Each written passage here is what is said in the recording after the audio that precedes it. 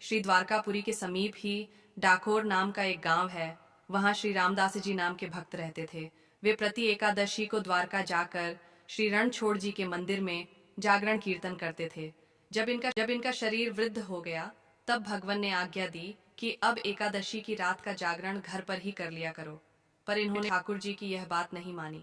भक्त का दृढ़ नियम देखकर भाव में भरकर भगवान बोले, अब तुम्हारे यहाँ आने का कष्ट मुझसे सहन नहीं होता है, इसलिए अब मैं ही तुम्हारे घर चलूंगा। अगली एकादशी को गाड़ी ले आना और उसे मंदिर के पीछे खिड़की की ओर खड़ा कर देना। मैं खिड़की खोल दूंगा, तुम मुझे गोद में भरकर उठा ले जाना और गाड़ी में पधराकर शीघ्र ही चल देना। भक्त रामदास जी ने वैसा ही किया। जागरण करने के लिए गाड़ी पर चढ़कर आए। सभी लोगों ने समझा कि भक्त जी अब वृद्ध हो गए हैं, अतः गाड़ी पर चढ़कर आए हैं। एकादशी की रात को जागरण हुआ। द्वादशी की आधी रात को वे खिड़की के मार्ग से मंदिर में गए। श्री ठाकुर जी के श्री विग्रह पर से सभी आभूषण उतार कर वही मंदिर में रख दिए। इनको तो भगवान से सच्चा प्रेम था, आभूषणों से क्या प्रयोजन। श्री रणछोड़ जी को गाड़ी में पधराकर चल दिए। प्रातःकाल जब पुजारियों ने देखा तो मंदिर सूना उजड़ा पड़ा है। लोग समझ गए कि श्री रामदास जी गाड़ी लाए थे, वहीं ले गए। पुजारियों ने पीछा किया। उन्हें आते देखकर श्री रामदास जी ने कहा कि अब कौन उपाय करना चाहिए। भगवान ने कहा, मुझे बावली में पधरा दो। भक्त ने ऐसा ही किया और सुखपूर्वक गाड़ी हाँक दी। पुजारियों ने रामदास जी को पकड़ा और खूब मार लगाई। इनके शरीर में बहुत से घाव हो गए। भक्त जी को मार पीट कर पुजारी लोगों ने गाड़ी में तथा गाड़ी के चारों ओर भगवान को ढूंढने लगे, पर वे कहीं नहीं मिले। तब सब पछताकर बोले कि इस भक्त को हमने बेकार ही मारा। इसी बीच उनमें से एक बोल उठा, मैंने इस रामदास को इस ओर से आते देखा, इस ओर यह गया था, चलो वहां देखें।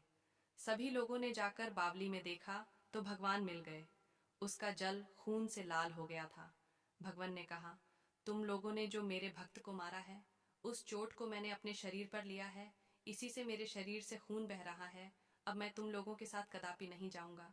यह कहकर श्री ठाकुर जी ने उन्हें दूसरी मूर्ति एक स्थान में थी सो बता दी और कहा कि उसे ले जाकर मंदिर में पधराओ। अपनी जीविका के लिए इस मूर्ति के बराबर सोना ले लो और वापस जाओ। पुजारी लोभवश राजी हो गए और बोले, तौल दीजिए। रामदास जी के घर पर आकर भगवान ने कहा, रामदास, तराजू बांधकर तौल दो। रामदास जी की पत्नी के कान में एक सोने की बाली थी, उसी में उन्होंने भगवान को तौल दिया और पुजारियों को दे दिया। पुजारी अत्यंत लज्जित होकर अपने घर को चल दिए। श्री रणछोड़ जी रामदास जी के घर में ही विराजे। इस प्रसंग में भक्ति का प्रकट प्रताप कहा गया है।